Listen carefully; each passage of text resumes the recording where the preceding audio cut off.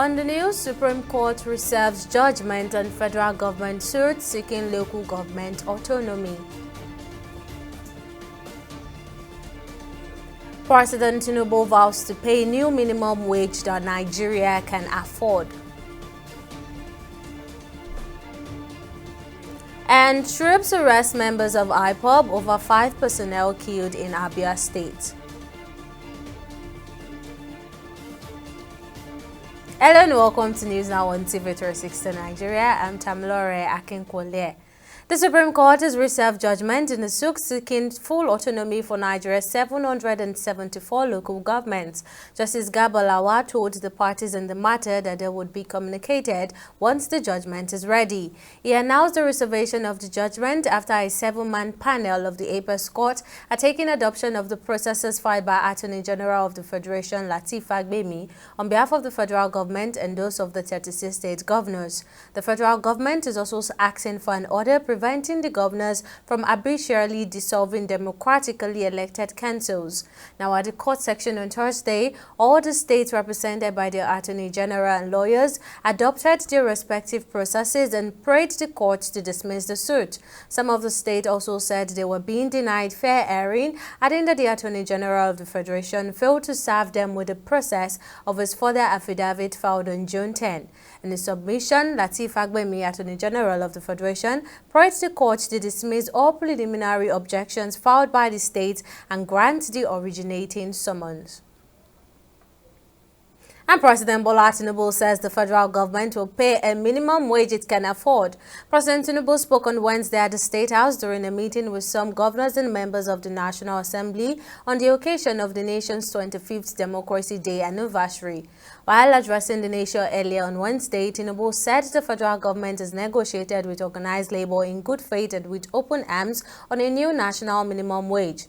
The president also said an executive bill on the minimum wage would be sent to the National Assembly to enshrine what has been agreed upon as part of our laws for the next 5 years or less. Now, speaking at the State House, Tinubu said the federal government will pay workers what it can afford. Tinubu also applauded the governors, saying they are doing their best to improve the welfare of the people. Nigerian lawmakers have proposed a single 6-year term for presidents and governors to reduce campaign costs and enhance government efficiency. This development came into effect after a group of over 30 lawmakers in the House of Representatives under the aegis of the reform-minded legislators are seeking constitutional altercations to provide for the rotation of executive powers among the 6 geopolitical zones. Now, speaking with TV360, public affairs expert Dayo Akintobi said it is a welcome move since it will save the cost of organizing an election as well as the cost of governance, adding that the scorecard of each public service orders should be checked every 2 years. Well, it has its pros and its cons. It has the good and the bad. I mean, when you look at the idea of a 6-year single tenure, it has the merits of it is that the person in power, the incumbent, will be able to concentrate without worrying too much about re-election. Because, you know, the first duty of a politician is to get elected. His second duty is to get re-elected. So if he doesn't have to worry about re-election, he can focus on the whole 6 years. Look, for example, this 4-year tenure we're running. At the end of 2 years, by the 3rd year, they are politicking already. So effectively, that 4 years, there's only 2 years of work to be done before they start running for re-election again. So that won't be an issue with the 6-year tenure. However, the downside is that if you've got somebody in there who's not doing well, as opposed to being able to replace the person after 4 years, you're now lumbered with the person for 6. So you have an extra 2 years of bad governance to deal with. So yeah, it will save costs because the cost of organizing elections are prohibitively stratospheric. So if you only do 1 instead of 2, you save a lot of money and you also save a lot of stress. But like I said, the downside is that if you're in a situation of bad governance, you have much longer to deal with it before you can actually replace the person. So my sense is that a 4-year with 2 terms, the advantages of that outweigh a single 6-year term. I know we'll save money and things like that, but I think for the democratic process, I think it's important to interrogate or to examine scorecards more frequently. In fact, if not for the fact that they will be complaining that, oh, we didn't have enough time to complete our projects, which is what they say about 4-year term. They say by the time they start, they are not able to complete everything on their manifesto. They need extra time. If not for that, I would say even every 2 years, really, that the shorter the tenure, the better, even though it means organizing more elections. But I think we need to be able to check their scorecards more frequently, hold them to account more regularly. If you're doing it only once in 6 years, that increases the possibility for atrocities, for corruption, remember, a person that's doing only one term, he has nothing to lose. He doesn't fear re-election, so what stops him from doing whatever he likes? Moving to security matters now, the Defense Headquarters has announced the successful arrest and destruction of several IPOB camps by the Nigerian military across the region. This follows the tragic killings of 5 personnel at a checkpoint in Abia State.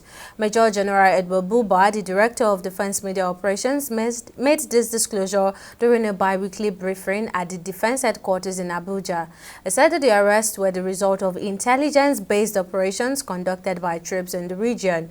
Now, following thorough investigations, those found culpable have been detained and are assisting troops in locating other camps, sleeper cells, and high-profile individuals involved with the terrorist group. As a result of the offensives, several people, indeed in their hundreds, were arrested. And in the course of investigation, all those found not to be party to the attack have been released. What we have now are those that actively took part in that attack. And I must say that these people that are in custody are indeed helping in the investigation. They are helping to identify other camps that we earlier did not have information on. They are helping to identify members, sleeper cells, all within the Southeast region. And we are very glad about this.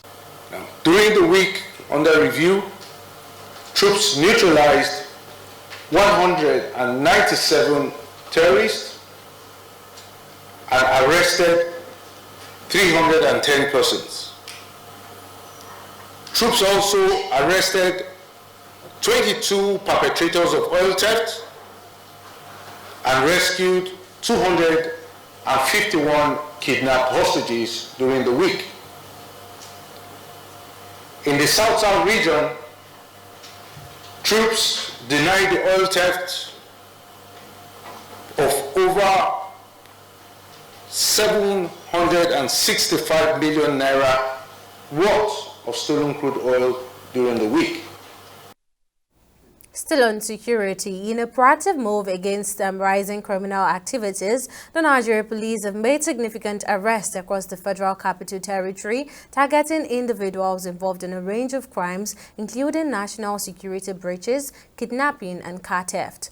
Commissioner of Police for the FCT, Bennett Igwe, disclosed this during a press briefing where several suspects were paraded on Thursday. Additionally, arrests were made in separate incidents related to kidnapping and car theft. He also emphasized the police commitment to combating crimes in collaboration with FCT residents, urging the public to remain vigilant and report any suspicious activities to law enforcement agencies promptly. We discovered that in one of the camps we discovered that there are a lot of broken SIM cards, like about 20 to 30 SIM cards broken. So we ventured into the case. We started inquiring, why do we have a lot of SIM cards broken? As small as it is, they are still broken. So we started inquiring. The last of the bandits we arrested, we discovered that they may come from Tribe A, but the SIM card they are using, we read the name of Tribe B. So we started to probe into it, and we discovered that there are people who specialize in producing active and workable SIM cards unknown to our security system. But I still want the criminals that it is not business as usual. It cannot be business as usual. We are focused, we are determined, we are eager, we have all it takes, intelligence-wise, security-wise, physical-wise, to get you. We will have all it takes to get you. So, as they have reached the issue of using JAMA, they have used the issue of using JAMA to do their act. We are equally using, we will use anti-JAMA now to equally trace them. So, and that's what we do and what we are doing. I want to appeal to residents of FCT that when you see something, say something. When you see something and say something, we are going to do something. He told us that he needs the one that is already working. That is, we want to use it for car tracking. I now make call. I told him that I don't have, but I will make call to know if I can help him and get it. So how did you get it? From this very man. In late December, before he now came to me, that police now came to me without knowing that he's a policeman, that he needs registered SIM, already working SIM card. I now place call on him to get it. So without knowing he's a policeman. In a vibrant celebration of creativity and cultural exchange, no fewer than 120 talented Nigerian children artists competed in the Dragon Boat Festival and the second Nigeria Children Drawing Competition. Organized by the Jiajin Art Troupe Nigeria in collaboration with the Consulate General of the People's Republic of China in Lagos, the event highlighted the artistic prowess of young Nigerians aged 6 to 15. Now, out of the 120 entries submitted, a rigorous selection process narrowed the field to 25 young artists who were invited to showcase their talent before a distinguished jury. Now, this next report has details of the event. This event is a remarkable gathering of young Nigerian talent and cultural exchange between Nigeria and China. Organized by the Jiajin Art Troupe Nigeria in collaboration with the Consulate General of the People's Republic of China in Lagos, the goal is to showcase the creativity and artistic skills of our nation's children. Ultimately, 20 winners were chosen, with Prosper Oji from White Spring Junior School in Gbagada, Lagos, taking home the first prize of 500,000 naira. The Dragon Boat Festival and the Nigeria Children Drawing Competition have become significant annual events, fostering creativity among young Nigerians and celebrating the friendship and cultural exchange between Nigeria and China. Speaking at the event, the Consul General of the People's Republic of China in Lagos, Yan Yunchin, says the Dragon Boat Festival is of big importance in Chinese culture and praised the Nigerian children for their artistic expressions of cultural richness. So I really hope that you can study very hard, and in the future, you will have the chance to go to China to know better Chinese history, Chinese culture, Chinese people. And I hope that you can introduce the Chinese beauty to Nigeria children, so you can be the invoice or little ambassador of understanding and cooperation and the friendship between China and Nigeria. Eric Ni, chairman of the Commercial Enterprises Association and Jiajin Art Troupe Nigeria, encouraged the children to prioritize their studies and praise their impressive artwork. These young artists have poured their hearts and souls into their education, and their works shows the rich cultural heritage and beauty of our great nations. This program provides the platform for our children to showcase their talents, and I am happy to see their great work. Retired Deputy Commissioner of Police and Nigeria's first Olympic gold medalist Chioma Anjua Okpara also commended the Chinese community for their support of Nigerian children. Every time they think about our children's well-being, I think is a thing that we should give them kudos. I am very, very pleased, and I know that Nigeria as a whole is pleased with Nigerian community and the Chinese community in Nigeria, because they are not the only foreign, national that are living in Nigeria. But you see that every time it is them that are always comfort. Even when our children, they want to go back to school, they give them things that they will use to start their education. I think it's a very good thing indeed. I often say that children are the hope of nation and the future of country. So believe that these children, yes, who have talent of painting, have talent of language, so they can study very hard, and in the future they can go to China to know better Chinese history, Chinese people, Chinese culture. I believe that they will be the envoy of friendship between China and Nigeria. This event underscores the power of art in bridging cultures and the promise of our youth in fostering a brighter and more connected future. Tamilore Akinkwole, TV360, Lagos. And the first year in office of the Speaker of the House of Representatives, Tajuddin Abbas, has been praised for his renewed sense of purpose, commitment to legislative excellence, and focus on representing the interests of the Nigerian people.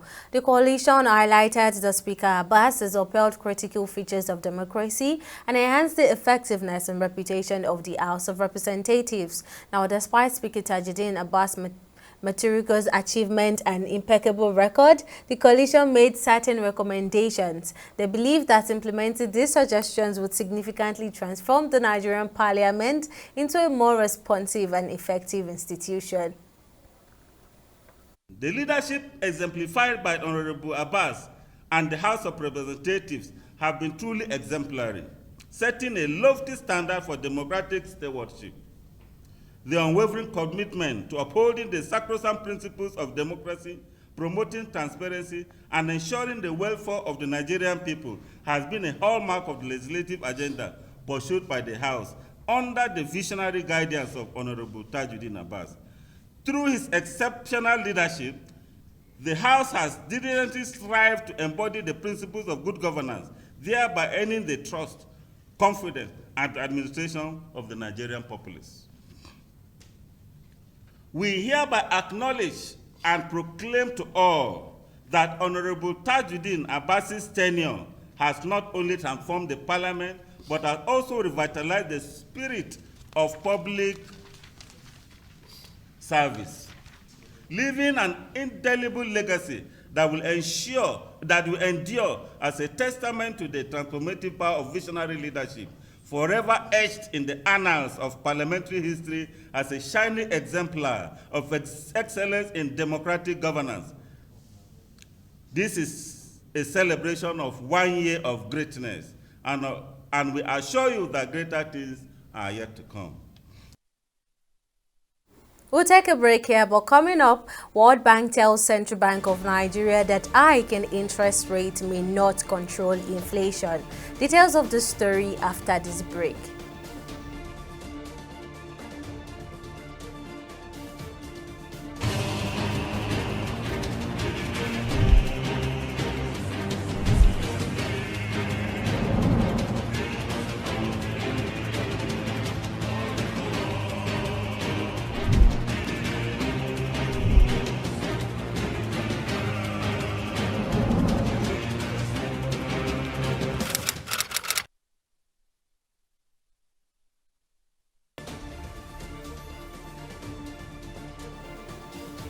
Welcome back. Now a quick recap of our top stories. The Supreme Court has reserved judgment in a case seeking full autonomy for Nigeria's 774 local governments.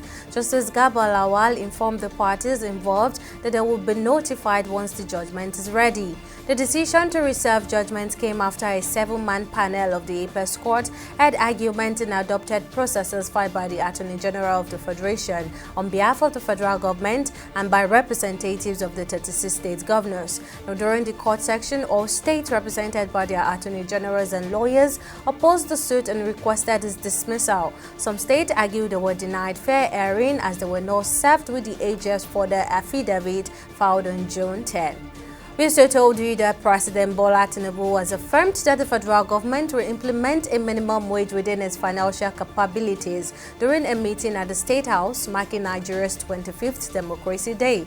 Tinubu emphasized the government's negotiation with organized labor in good faith and announced plans to introduce an executive bill on the minimum wage to the National Assembly. He also praised governors for their efforts to enhance public welfare.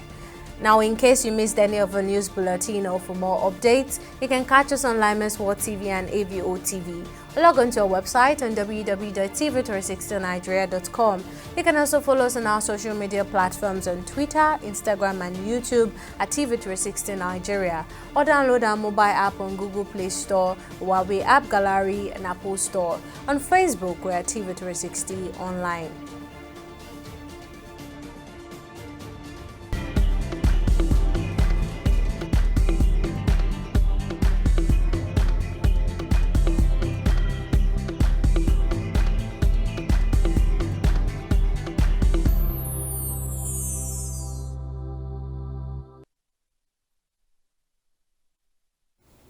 And it's now time for business and stock market reports. Joy Uchejim has the latest. What's the latest in the world of business, Joy? Thank you, Tamilore, and welcome to Business News. Analysts have said that the liquidation process of Heritage Bank is expected to be completed within 3 months and that customers with deposits exceeding 5 million naira will be reimbursed after the sale of assets, a process already initiated by the Nigeria Deposit Insurance Corporation. The Central Bank of Nigeria revoked Heritage Bank PLC's banking license on June 3, 2024, citing persistent financial instability and regulatory breaches. Speaking to TV360 Nigeria, Economics Akin Ogushola urged the Apex Bank to ensure prompt reimbursement of all Heritage Bank customers to restore confidence in the banking sector. Liquidation of Heritage Bank shouldn't last more than 3 months, and that's why the NDIC has given just 1 week to pay back those depositors that have below 5 million naira. So it shouldn't be more than 3 months. For those depositors that have above 5 million, of which there are not many, we know that the statistics have shown that 99% of the customers of Heritage Bank are having less than 5 million naira in the bank as savings, as deposits there. So just only about 1% of their total customers have above 5 million. So those above 5 million, they will be compensated when the assets, are being, sold and they have recovered some money. That's when they can now pay back those that have above 5 million naira. What the central bank needs to do is to ensure that all the customers of Heritage Bank are being paid their money back. Because it is when customers are now going out there to say, I've lost so much money for depositing money in the bank, that's when people will now have confidence in the banking sector again. They would rather prefer to, be keeping their money themselves or look for other alternatives. But if all the customers of Heritage Bank are being indemnified, based on the insurance of their deposit, the confidence will be there that irrespective of what happens to the bank, my money is safe. Even if the bank closed down, I'm going to get my money back. That will boost the confidence. But when people are now complaining here and there that they couldn't get their money back, then that's when the problem is going to come from. People will lose confidence. Still on business, the World Bank says there is a possibility that the monetary policy tightening by the Central Bank of Nigeria would not rein in inflation. In its Global Economic Prospects report released on Wednesday, the Bretton Woods Institution said one of the risks of Nigeria's economic growth is the failure of tightening policies on inflation.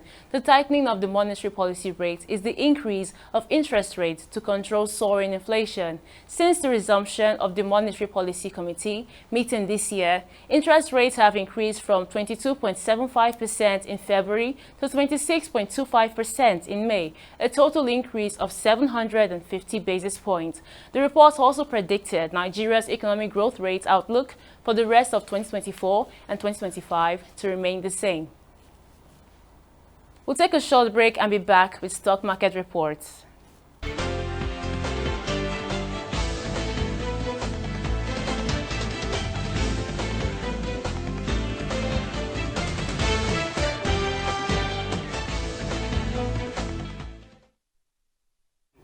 Welcome back.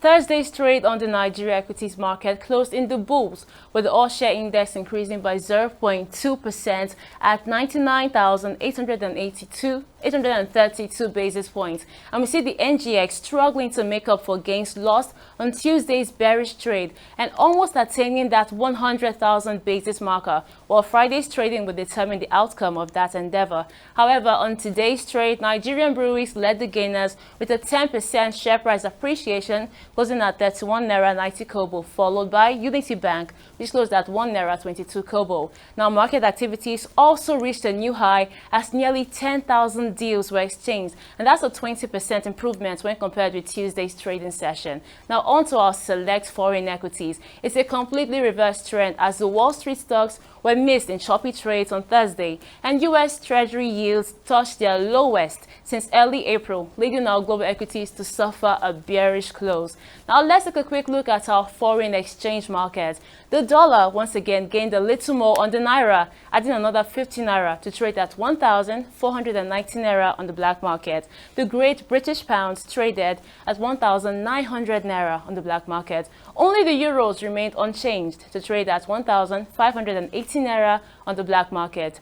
That's it on both business and stock market reports. Back to you, Tammy, for the rest of the news. Thank you for that update, Joy. Now, on the global scene, leaders of the Group of Seven, G7 major democracies agreed an outline deal on Thursday to provide $50 billion of loans for Ukraine, using interest from Russian sovereign assets frozen after Moscow launched its invasion of its neighbors in 2022.